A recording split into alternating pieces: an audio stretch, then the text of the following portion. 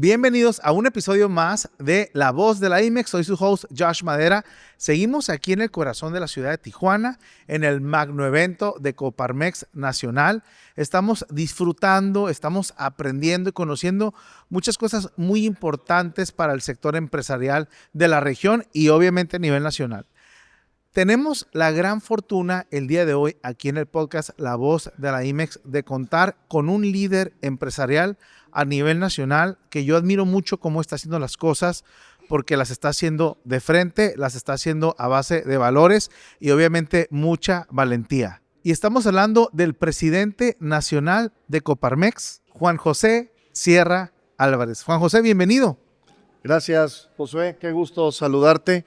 Gracias por la oportunidad. Para nosotros como Coparmex es muy importante estas oportunidades de poder dialogar, platicar y poder expresar lo que vemos desde el sector empresarial, que es muy importante, viendo, por supuesto, el bien del país. Me encanta porque ya salió la primera palabra clave de la que yo te quería preguntar el día de hoy, Juan José, y es la palabra diálogo, que es algo que está caracterizando a este magno evento.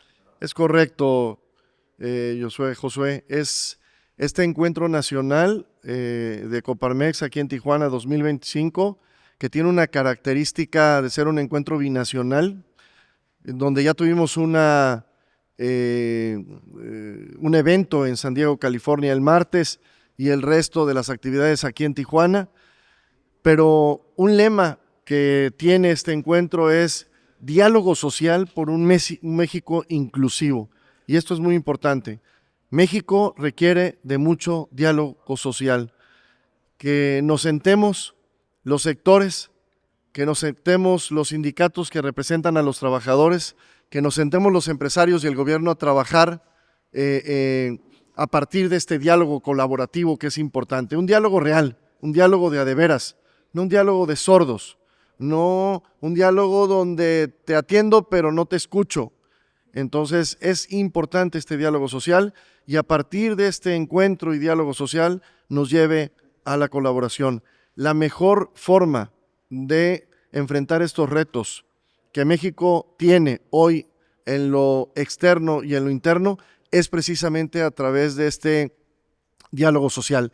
México nos necesita a todos y nos necesita unidos y nos necesita en una mesa dialogando y colaborando en el mismo sentido por el bien de México y por el bien de este desarrollo social, Josué, que tanto necesita el país, porque a partir del desarrollo económico se generan los empleos bien pagados, bien remunerados, que tanto necesitan las familias de México.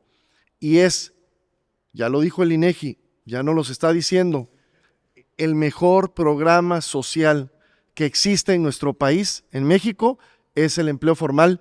¿Por qué el empleo formal, José? Porque es el que tiene todas las prestaciones de ley y eso es lo que necesitan nuestros colaboradores, nuestros trabajadores.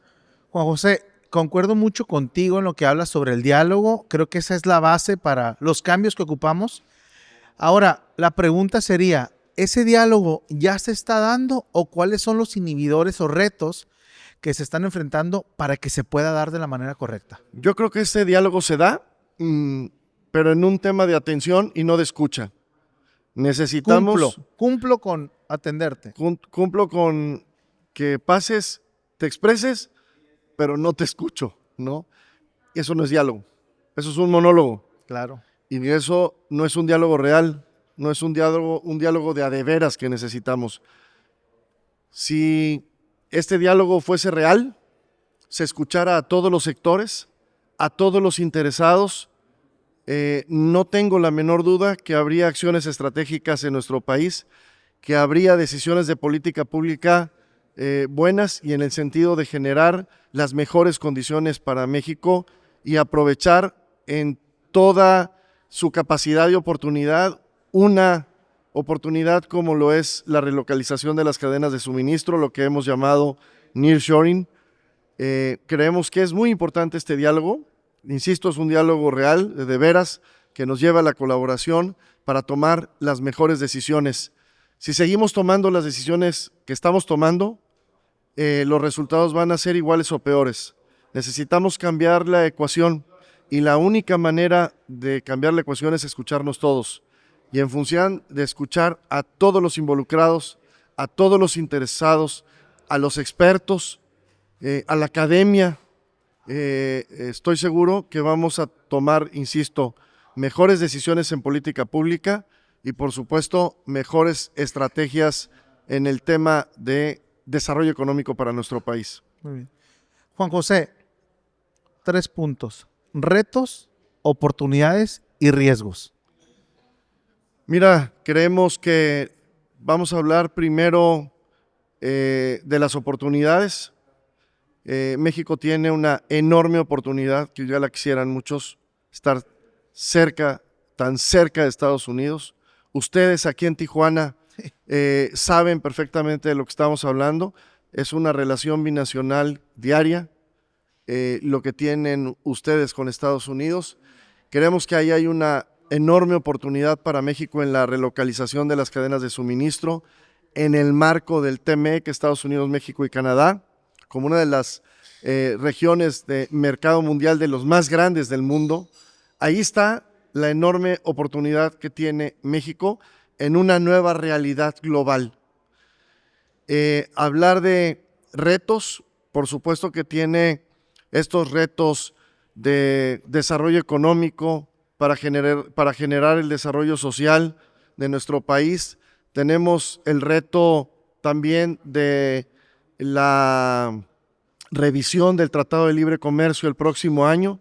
Tenemos el reto también de esta imposición arancelaria en una justificación de seguridad nacional con los temas que le interesan a Estados Unidos, que es drogas, fentanilo, migración y relación con China, relación comercial con China. Estos son los retos, ¿no? Externos e internos, y tenemos estos riesgos, ¿no? Los riesgos de que México siga con estos datos de falta de crecimiento económico en nuestro país, de la falta de la generación de los empleos, este riesgo de de que el nearshoring o la relocalización de las cadenas de suministro se vuelva un mito en lugar de una oportunidad. Es un enorme riesgo el que tenemos como país. Y pues los riesgos de inseguridad, de certeza y de energía que hoy retan a nuestro país, pero que son un riesgo también. Juan José, hace unos momentos en tu participación te escuché de hablar de salir un poco del área de confort de lo que es el TEMEC y actuar como si no estuviera ahí para competir a un nivel global como lo hacen el resto de los países. Yo creo que estoy convencido, Josué, que México tiene que ser un jugador global, y un jugador global jugando como los demás jugadores, como si no lo tuviéramos el TEMEC, que es una bendición que lo tengamos y es una gran oportunidad el que tengamos el TEMEC, y por supuesto que estamos a favor de la viabilidad, claro, y de la renovación de este TEMEC, y ojalá sea revisión y no renegociación, Josué. Creo que esto es importante decirlo. Pero efectivamente, fuimos a Alemania y nos decían los alemanes, no se duerman en sus laureles. México no puede dormirse en sus laureles. A nosotros nos pasó y ellos nos decían, nosotros nos burlábamos cuando veíamos los primeros coches chinos. Claro, Alemania es la mamá de los pollitos en el sector automotriz.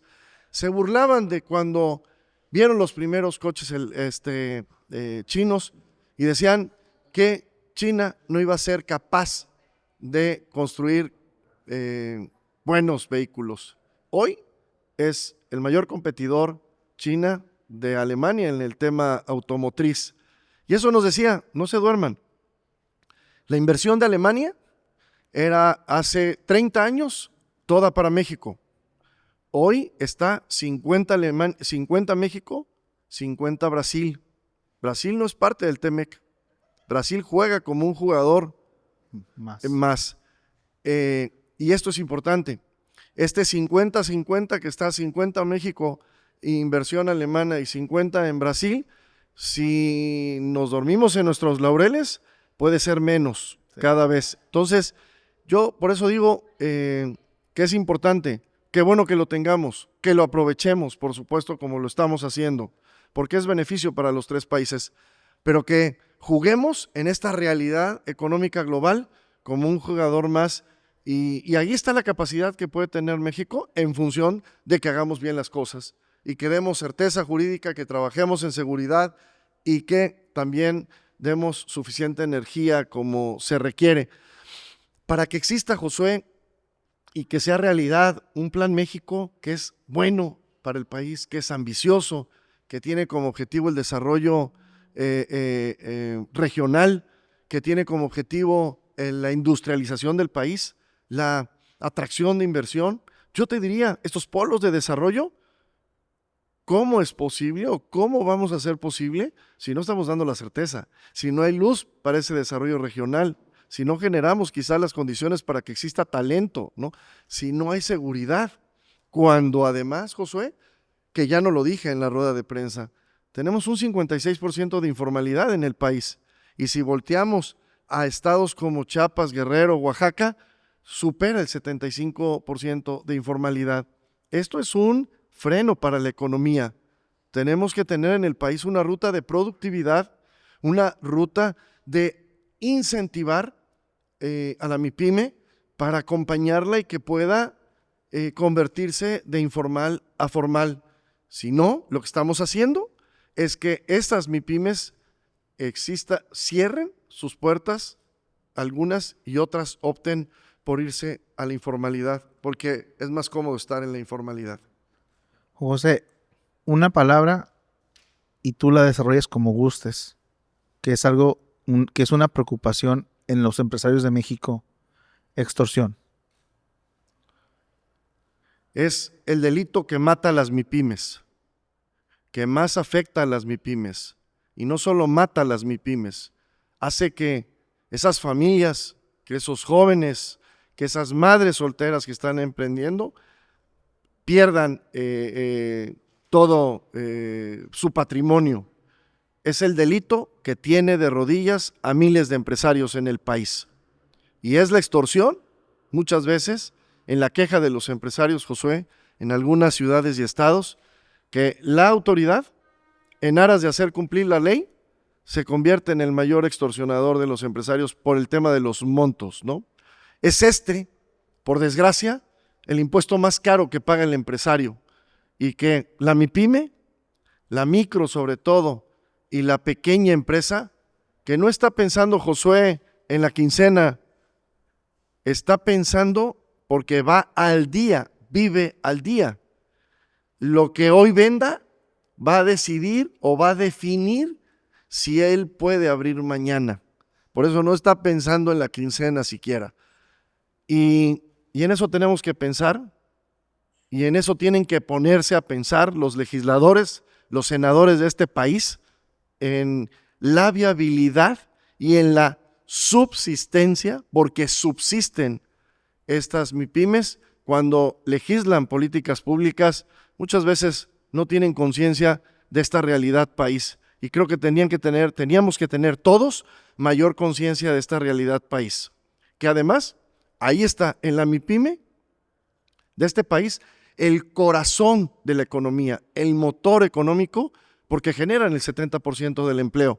Pero además, Josué, yo te diría, ahí está no solo el corazón económico o el motor, ahí está el tejido social, porque ahí está la familia emprendiendo, la joven, el joven, la madre soltera emprendiendo. Y creo que es importante para el país una ruta de productividad y una ruta de atención a la MIPYME. Yo te diría, ¿qué reforma fiscal ni qué reforma fiscal? Si somos capaces como país de atender a la MIPYME, de capacitarla, de acercarle financiamiento, de subirla, de darle ese valor para que participe en las cadenas de suministro de las grandes empresas. Si logramos esto, ¿para qué queremos una reforma fiscal si podemos hacer que la MIPYME sea 5 veces más productiva y genere 4 veces más empleo? Me encanta. Juan José, con esto quiero cerrar. Mi papá siempre me ha dicho que no puedes en una jarra poner agua, limón y azúcar, y como resultado esperar tomar horchata, tamarindo o agua de Jamaica. Sin embargo, venimos haciendo lo mismo y esperando resultados diferentes. ¿Qué tenemos que hacer diferente para tener resultados diferentes que hasta hoy no se han dado? Sí, mira, yo te diría efectivamente, no esperemos resultados diferentes cuando venimos haciendo lo mismo y cosas peores. Vamos a esperar que los resultados sean, por supuesto, peores. Es imposible esperar que los resultados sean mejores o buenos. Tenemos que ser un país que aspire a los mejores resultados, no a los peores o a los buenos.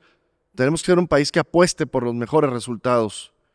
Y sobre todo, pues tenemos que actuar en consecuencia. Tenemos que legislar en consecuencia. Tenemos que fijar cuáles son nuestras prioridades. Parece ser que hoy hay otras prioridades que no son las prioridades del país, lo que más le interesan. No debe ser una agenda.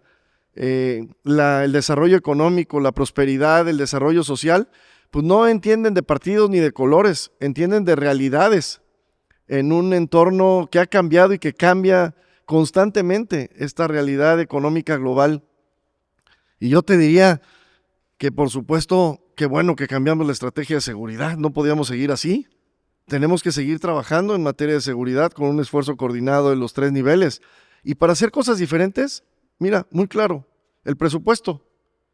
Los gobiernos, en aras de cumplir el déficit, lo primero que hacen, le pegan a 3 sectores que son estratégicos y fundamentales para un país. Le pegan a la seguridad, le pegan a la salud y le pegan a la educación.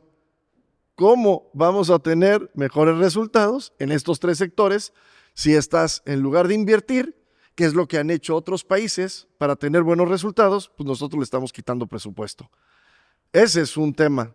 Entonces, me parece que tenemos que actuar en consecuencia en función de plantearnos cuáles tienen que ser las prioridades. Josué, 2018, 22 millones y medio de personas sin acceso a la salud. 2024 duplicamos, 44 millones y medio de personas sin acceso a la salud. Y ya no hablemos de medicamentos. Eso es lo que tenemos que hacer diferente. Si no, en una dimensión social, en acceso a la salud, en acceso a la educación, en acceso a una vivienda digna, estamos retrocediendo, por supuesto. Y es ahí donde estos indicadores, estos espejos de realidad, son las señales de alerta que nos están indicando que tenemos que tomar decisiones. Esto es como una empresa, Josué. Si en una empresa, un estado de resultados, un balance, ¿no? ¿Qué te está indicando? Pues ahí está el dato duro, ese es el número, y en función de ello tienes que tomar decisiones si quieres que la empresa sea viable en el tiempo y no termine cerrando sus puertas.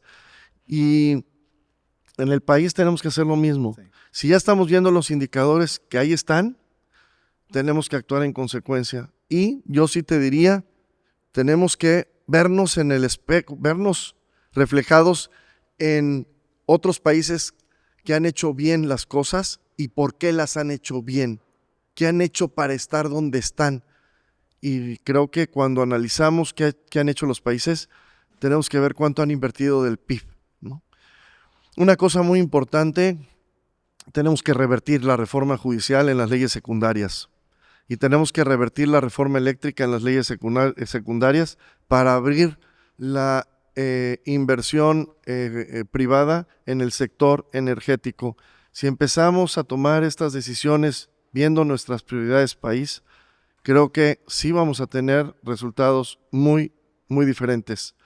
Pero fíjate, con toda esta incertidumbre de la que estamos hablando, hoy pareciera que todo está muy bien, porque pues, nos ponemos a hablar en el país de una reforma político-electoral como si no hubiera incertidumbre.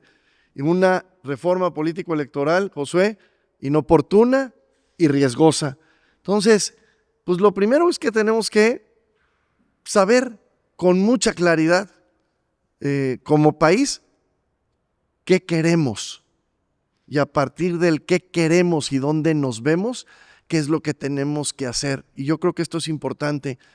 El qué queremos, me parece que hay un consenso en un México con desarrollo económico, un México con desarrollo social, un México más libre, más justo, más competitivo.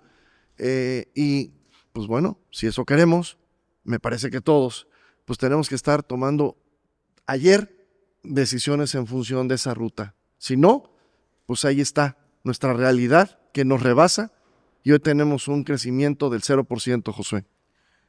Juan José, la verdad, yo sé que podríamos aquí aventarnos fácil, 2-3 horas porque nos apasiona este tipo de temas, nuestro país, nuestra ciudad, nuestra gente, las empresas y ayudar y hacer cambios. Sin embargo, sé que hay un grupo allá como de 600 personas que te están esperando. Así que quiero agradecerte por haberte tomado el tiempo para este espacio, esta entrevista. Un honor para mí y felicidades por todo lo que están haciendo. Gracias, Josué. Un gustazo. Y bueno, pues a la orden desde Coparmex. Bueno, pues ya escucharon desde la propia voz del presidente nacional de Coparmex. Juan José, muchísimas gracias. Gracias, un gusto. Nos vemos y escuchamos en el próximo episodio de La Voz de la IMEX.